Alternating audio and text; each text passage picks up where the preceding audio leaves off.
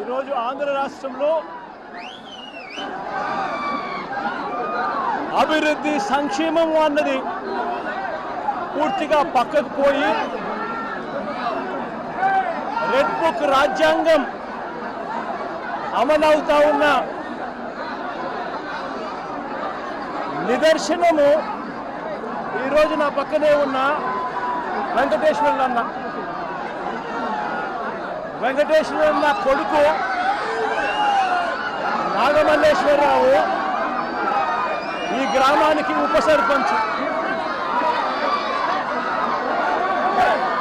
ఈరోజు ఎలాంటి దారుణమైన పరిస్థితుల్లో ఈరోజు అన్న ఇక్కడ నిల్చొని ఉన్నాడు, ఎలాంటి దారుణమైన పరిస్థితులు రాష్ట్రంలో ఉన్నాయి అన్నదానికి నిదర్శనం ఈ రోజున ఈ కార్యక్రమం. సత్తెనపల్లి మండలం రెంటపాళ్ళు అనే గ్రామం, కోర్లకుంట వెంకటేశ్వర్లు అన్న నా పక్కనే ఉన్న అన్న ఈ గ్రామంలో ఆ పార్టీకి సంబంధించిన నాయకుడు. తన కొడుకు నాగమల్లేశ్వరరావు ఈ గ్రామానికి ఉప సర్పంచ్.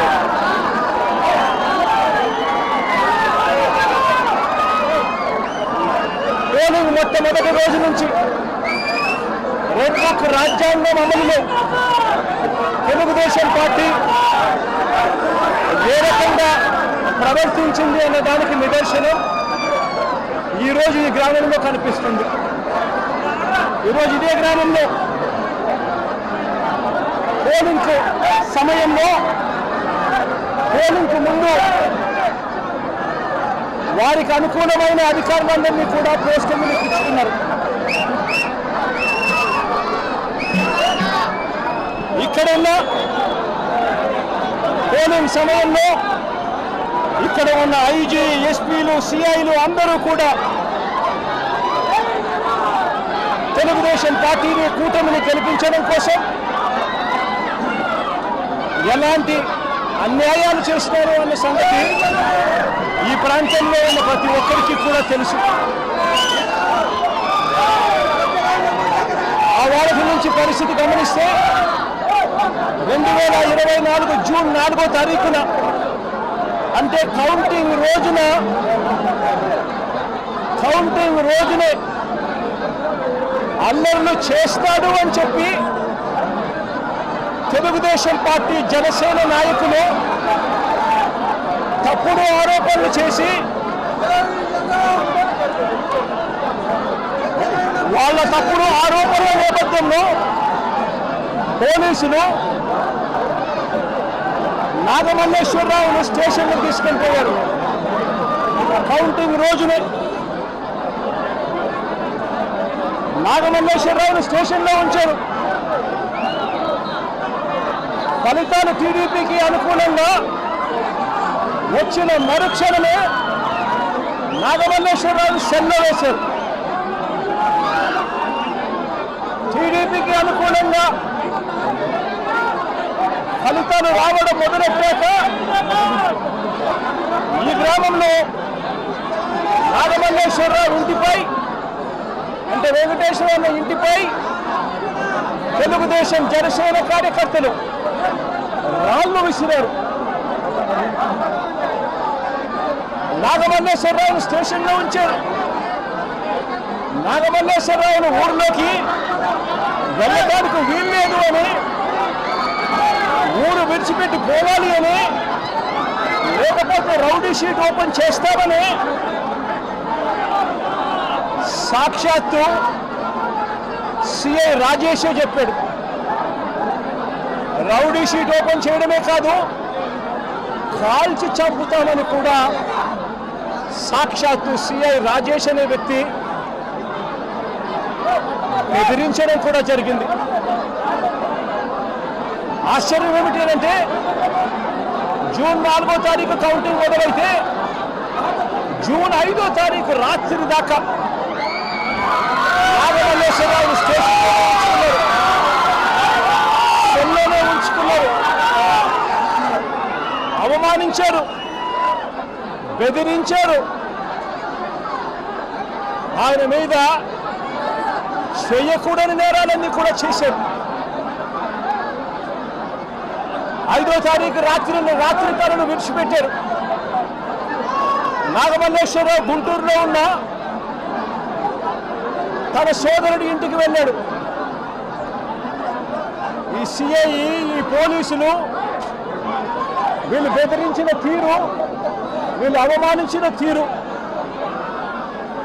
నాగమల్లేశ్వరరావు గుంటూరులో ఉన్న తన సోదరుని ఇంటికి వెళ్ళాడు. వెళ్ళి అక్కడి నుంచి వాళ్ళ నాన్నకు ఫోన్ చేశాడు. వెంకటేశ్వరన్నకు ఫోన్ చేసి పోలీసులు ఏ రకంగా అవమానించారు, పోలీసులు ఏ రకంగా బెదిరించారు, పోలీసులు ఏ రకంగా కొట్టారు, ఇటువంటి విషయాలన్నీ కూడా వాళ్ళ నాన్నకు చివరిసారిగా ఫోన్లో చెప్పి ఆత్మహత్య చేసుకునే కార్యక్రమానికి తాను వెళ్ళిపోయాడు. వెంటనే తన కొడుకును కాపాడుకునేందుకు, నాగమల్లేశ్వరరావును కాపాడుకునేందుకు వెంకటేశ్వరన్న హుటాహుటిన గుంటూరుకు వెళ్ళి కొడుకును హాస్పిటల్లో చేర్పించాడు. కొడుకును హాస్పిటల్లో చేర్పిస్తే ఆ ట్రీట్మెంట్ జరుగుతూ ఉండగా నాగమల్లేశ్వరరావు ప్రాణాలు విడిచాడు. జూన్ 9వ తారీఖున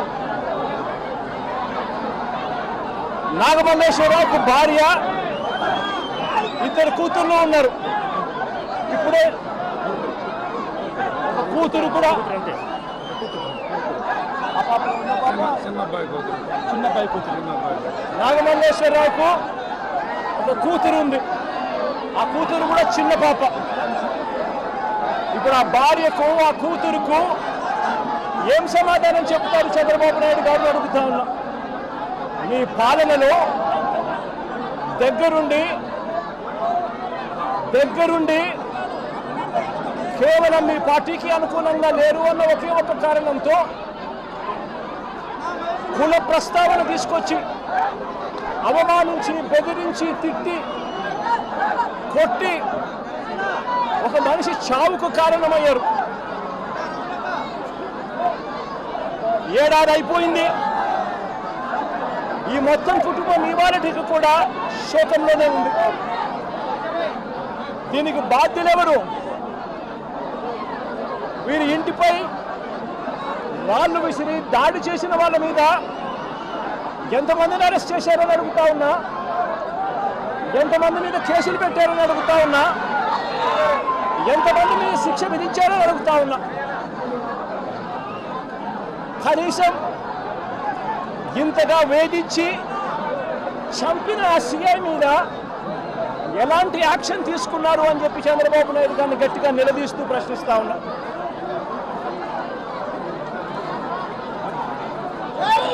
రెడ్ బుక్ రాజ్యాంగం నడుస్తూ ఉంది. రెడ్ బుక్ రాజ్యాంగం నడుస్తూ ఉంది. ఈ రెడ్ బుక్ రాజ్యాంగంలో చివరికి వెంకటేశ్వర ప్రైవేట్ కంప్లైంట్ ఇచ్చినా కూడా పట్టించుకునే పరిస్థితి ఈ రెడ్ బుక్ రాజ్యాంగంలో ఎక్కడా కూడా లేదు. ఇదే సత్తెనపల్లి నియోజకవర్గంలోనే ఈ మధ్య కాలంలోనే రాజుపాలెం మండలానికి సంబంధించి పెదమల్లిపూడి గ్రామానికి చెందిన గుత్తా లక్ష్మీనారాయణ అనే ఆయన, ఈ గుత్తా లక్ష్మీనారాయణ హాస్పిటల్లో తన ప్రాణాల కోసం కొట్టుమిట్టాడుతూ ఉన్న పరిస్థితి. ఇదే లక్ష్మీనారాయణను 2 నెలల క్రితం తప్పుడు అభియోగాలు చేసి ఇదే లక్ష్మీనారాయణను స్టేషన్కి పిలిచారు. సిఐలు, ఎస్ఐలు ఇద్దరూ కూడా తప్పుడు ఆరోపణలు చేసి స్టేషన్కు పిలిచి లక్ష్మీనారాయణ సమాధానాలన్నీ కూడా గట్టిగా చెప్పిన నేపథ్యంలో ఆయన మీద ఎలాంటి ఎలాంటి ఆధారాలు లేని పరిస్థితుల్లో గత్యంతరం దాకా ఆయనను విడిచిపెట్టారు. మళ్ళీ 2 నెలల తర్వాత మళ్ళీ డిఎస్పీ పిలుస్తాడు. ఇదే లక్ష్మీనారాయణ పిలిచి ఈయన డిఎస్పీ పేరు హనుమంతరావు, ఒక కుల ఉన్మాది. నేను అడుగుతా ఉన్నా ఇదే డిఎస్పీకి, పోలీస్ బట్టలు వేసుకుంటూ ఉన్నారా? న్యాయం ధర్మం కోసం మీరు నిలబడి ఉన్నారా? లేకపోతే న్యాయం ధర్మాన్ని చంపేయడం కోసం మీరు ఉన్నారా అని అడుగుతా ఉన్నా. 2 నెలల తర్వాత ఈ